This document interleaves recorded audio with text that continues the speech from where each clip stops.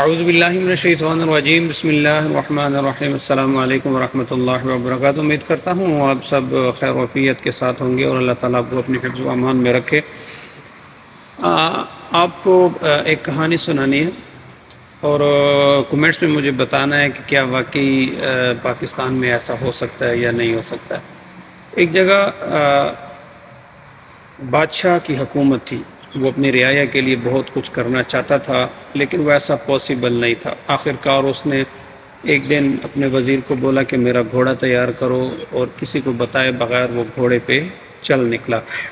وہ چلتے چلتے ایک جنگل کے اندر داخل ہوا، رات ہو گئی، اس نے آرام کیا، صبح کو پھر اٹھا اور وہ پھر آگے چل دیا۔ جب آگے چلنے لگا، جنگل کے اندر ہی کچھ فاصلہ طے کیا تو اس کو ایک چرواہا ملا جو ایک بھیڑ بکریاں چرا رہا تھا۔ اب درویش آدمی تھا، وہ درخت اپنا وہ گھاس پھوس کھا رہی تھی جنگل میں، تو کوئی بھی بھیڑ بکری جو ہے نا، وہ تھوڑی سی ادھر جاتی، وہ ہاتھ اٹھاتا، وہ بکری یا بھیڑ جو بھی تھی وہ واپس آ جاتی، اپنی جگہ پہ بیٹھ جاتی یا کھاتی، مطلب ایک دائرے کے اندر ہی رہتی۔ بادشاہ کو یہ چیز بڑی پسند آئی تو بادشاہ اس کے سامنے حاضر ہوا اور اس درویش کو بولا کہ میں فلاں فلاں کا ایسا بادشاہ ہوں اور میں اپنی رعایا سے تنگ ہوں، کیا تم مجھے اسی طرح جو ہے نا، جیسے تم نے ان بھیڑ بکری بے زبان جانوروں کو قابو کیا، میری رعایا کو قابو کر کے دے سکتے ہو؟ تو اس نے بادشاہ نے کہا کہ میں تمہیں اپنی آدھی سلطنت دوں گا۔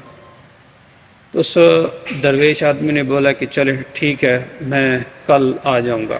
تو بادشاہ سلامت جو تھے وہ خوشی خوشی محل میں آئے، بیٹھے وہاں پہ روز درویش کا انتظار کرنے لگے۔ اگلے دن درویش حاضر ہوا اور درویش نے پورے آل مملکت میں جتنی بھی تھی سلطنت تھی، ایک دن کی ریلیف دے دی سب کو، بھی جو جس نے جو چاہے کرنا ہے کرنا ہے، آج کے دن ہی کر لے، کل کے دن سے قانون لاگو ہوں گے اور سزا بھی ہوگی۔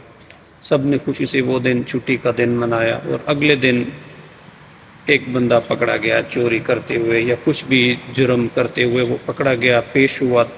وہ فقیر درویش آدمی جو تھا وہ بھی تھا، سنوائی ہوئی، قصوروار ٹھہرا وہ بندہ۔ جب درویش نے سزا سنائی تو اس نے کہا کہ اس بندے کے جو ہے نا ہاتھ کاٹ دیے جائیں۔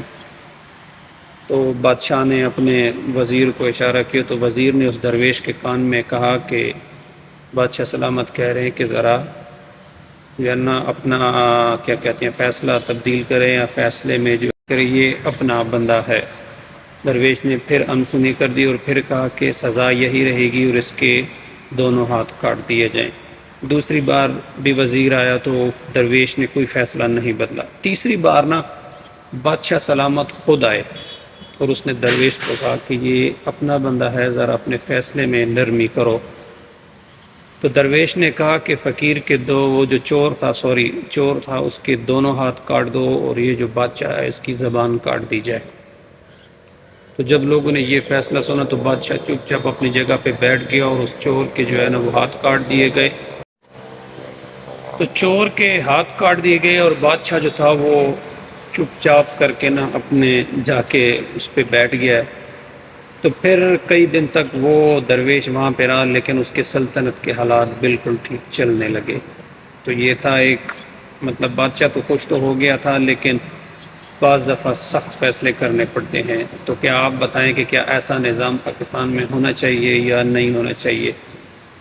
آپ کمنٹس میں بتائیں کہ کیا ہونا چاہیے اور کیسے ہونا چاہیے۔ آپ کا بہت شکریہ، اپنا خیال رکھیے گا اور دعا کیجیے گا کہ کاش پاکستان میں ایک ایسا اسلامی قانون نافذ ہو۔ السلام علیکم ورحمۃ اللہ وبرکاتہ۔